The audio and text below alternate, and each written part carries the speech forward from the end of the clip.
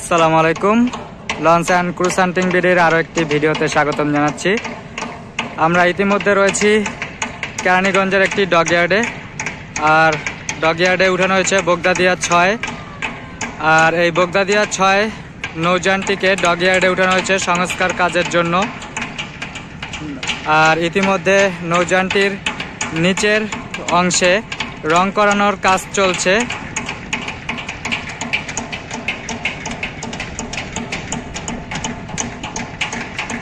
আর নৌযানটি নতুন মালিকানায় যুক্ত হবে কিছুদিন পরেই। আর সকল সংস্কার কাজ শেষ করে আবারও হাটুরিয়া রুটে যুক্ত হবে এই বগদাদিয়া 6 নৌযানটি।